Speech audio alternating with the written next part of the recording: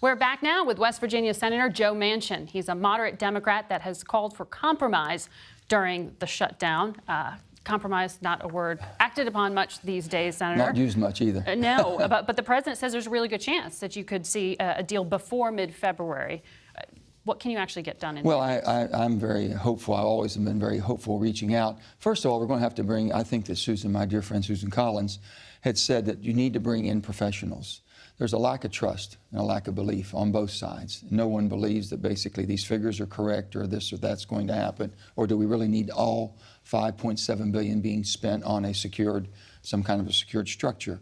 On the other hand, you know, we know that a lot of our drugs and things that come across that do harm to our country are coming through points of entry.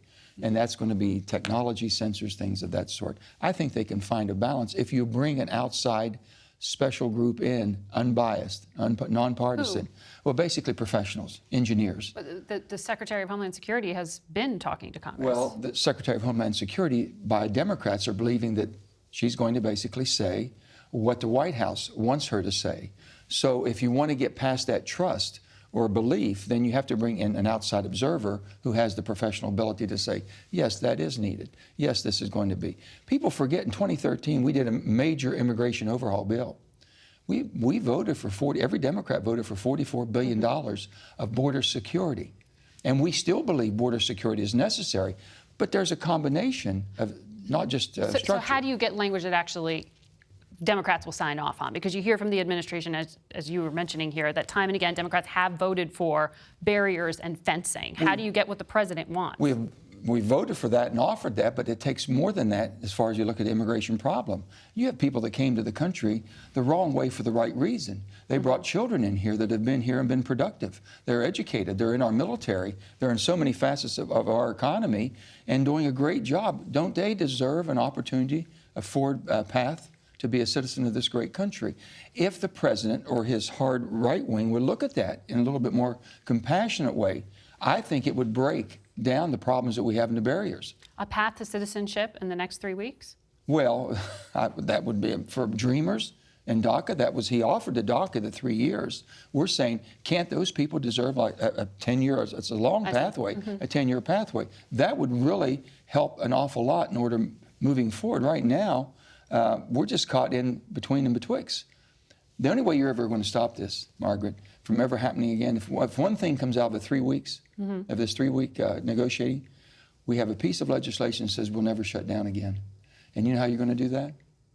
If we basically ever inflict this pain on ourselves again, they don't get paid. The day the legislators do not get paid, I'll guarantee you there will not be a shutdown. People in Washington didn't feel the pain. It was the people outside of Washington, all the federal workers, and all the millions of people depending on those services. The president called you wonderful because you were, I think, the only Democrat who signed on to a bill that actually went nowhere but included the 5.7 for his border wall. Would you vote for a border wall as he describes it again? Well, I have voted for, and I will continue to vote for, a structure that's in a holistic approach, not just by itself. You know, when you talk about 2,100 miles of border, you're not talking about 2,100 miles of walls, fencing, or anything else. You're talking about smart, and they've talked about smart technology, more agents that we need, more sensors, our points of entry, all of these things. But also there's a pathway forward, the people that are here for the right reason. If you want to get rid of the people that came, created harm, and the wrong reason, you got to be able to keep them out when you send them out. So an immigration reform has to be part of it. Just putting money towards a structure is not going to do the job that needs to be done. Which you're trying to be reasonable here, but as you've heard, there are threats overhanging this in the next 3 weeks. I mean, the chief of staff said the president would be willing to shut down the government again. He also said he doesn't really want to, but he could declare a national emergency. If he goes that route of declaring a national emergency, does that ultimately backfire or does that get this done? Here's the thing. We had here's what people seem to fail to understand. We went through the process of going through appropriations. I'm on appropriations committee. There's 12 appropriations as far as different issues that we work on and the funding. We passed 5 of them. There were 7 left. The one in contention was basically Homeland Security. We met the request of $1.6 billion. That changed when it went to the House to $5 billion, came back, so they were going to put basically a 30-day CR on that one and let the other 6 pass. That would have kept 90% of government open. That's what should have been done, and I think I've never seen people held hostage, this many millions of people in the economy of our United States being threatened because we have a disagreement on one issue. You, until recently, served on the Intelligence Committee. Yes, What do I you did. make of Roger Stone's indictment? Oh, I think that, I mean, we have all the confidence and faith in Bob Mueller. I think he's doing his job. Is there a pattern emerging that you're Well, seeing here? I'm very much concerned. I would be very much concerned, people involved with that campaign and all the people that have said that they've lied, and it's proven they lied to Congress. This is not going to be tolerated, cannot be tolerated, and they should be prosecuted to the fullest amount that's allowed. You're on armed services. There are 14,000 U.S. troops in Afghanistan. The Secretary of State says there's really good progress in talks with the Taliban. Taliban says the U.S. may withdraw troops within 18 months.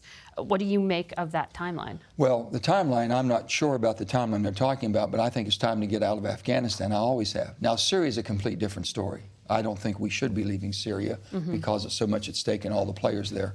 But in Afghanistan, I want to make sure we keep Bagram Air Force Base. I think that's a main point of for us to be in that part of the world. I hope that we stay there in that part, but not at 14,000 strong. We can do our job and do it well, but we have no more reason to be there than I think it is time to leave. Thank you, Senator. Thank you, Margaret. We'll be right back in a moment.